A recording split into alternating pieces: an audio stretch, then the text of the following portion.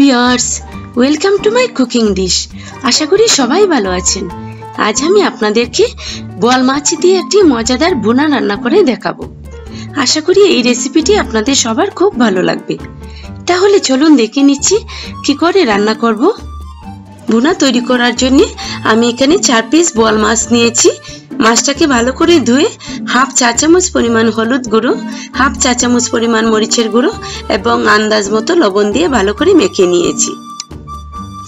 মাছগুলি বড় বলে আমি মাঝখানে একটু কেটে দিয়েছি যাতে মশলাটা মাছের গায়ে ভালো করে লেগে যায়। এখন আমি একটা প্যানে কিছুটা তেল গরম করে মাছটাকে ভেজে নেব। আমি এখানে হাফ কাপ পরিমাণ তেল দিয়েছি।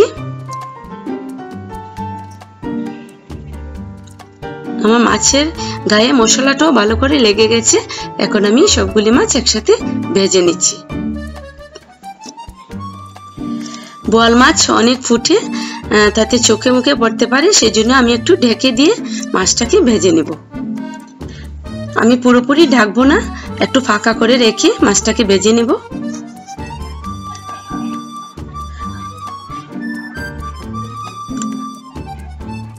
আমি মাছের একটা দিক উল্টে দিচ্ছি,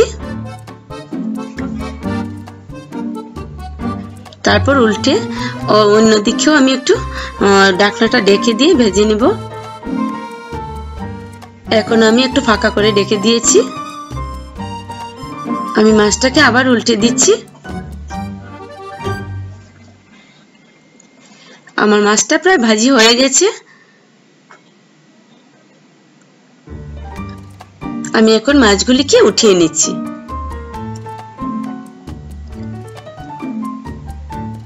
দেখুন আমার মাছগুলি ভাজি হয়ে গেছে। এখন আমি এই তেলে বাকি রান্নাটা করে নিব।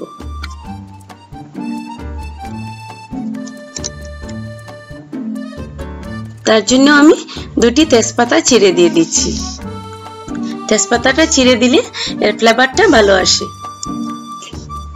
তারপর দিচ্ছি 3 টেবিল চামচ পরিমাণ পেঁয়াজ বাটা। পেঁয়াজ বাটাটাকে একটু ভালো করে নেড়ে চেড়ে নিচ্ছি। এর জলটা একটু কমে গেছে, শুকিয়ে গেছে পেঁয়াজ বাটাটা। এখন আমি 2 টেবিল চামচ পরিমাণ রসুন বাটা দিচ্ছি। রসুন বাটাটাও একটু নেড়ে চেড়ে নিচ্ছি।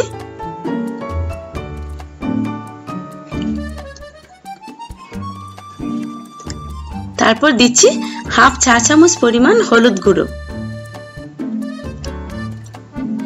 তারপর দিচ্ছি হাফ চা চামচ পরিমাণ মরিচের গুঁড়ো। তারপর দিচ্ছি 1 চা চামচ পরিমাণ জিরা গুঁড়ো। তারপর দিচ্ছি 1 চা চামচ পরিমাণ ধনিয়া গুঁড়ো। তারপর দিচ্ছি আন্দাজ মতো লবণ। আপনারা আপনাদের স্বাদ অনুযায়ী লবণটা দিয়ে দিবেন। এখন আমি সব উপকরণ একসাথে ভালো করে মিশিয়ে নিচ্ছি।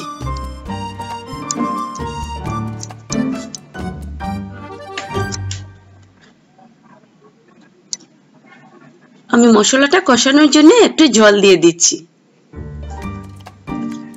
জলটা ভালো করে মিশিয়ে নিচ্ছি। মশলাটা কষানো হয়ে গেছে। এখন আমি হাফ মগ পরিমাণ জল দিয়ে আমি ঝোলটা দিয়ে দিয়েছি।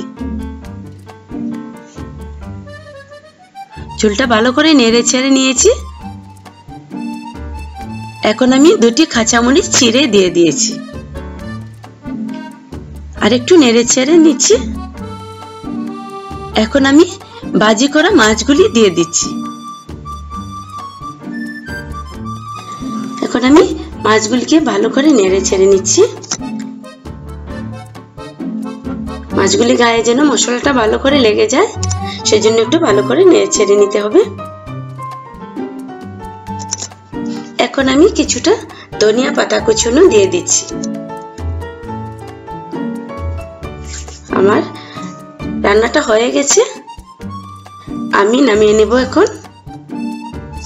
তাহলে বন্ধুরা, রসুন বাটা পেঁয়াজ বাটা দিয়ে আমার বোয়াল মাছের ভুনা তৈরি হয়ে গেল। এই রেসিপিটি আপনারা তৈরি করে ফেলুন, দেখুন আপনাদের খুব ভালো লাগবে। আর আপনাদের যদি ভালো লেগে থাকে তাহলে প্লিজ আপনারা আমার চ্যানেলটিকে সাবস্ক্রাইব করবেন এবং বেশি বেশি করে ফ্রেন্ডসদের কাছে শেয়ার করবেন। তাহলে আজ আসছি, আবার দেখা হবে অন্য কোনো রেসিপি নিয়ে। সে পর্যন্ত আপনারা সবাই ভালো থাকুন, সুস্থ থাকুন।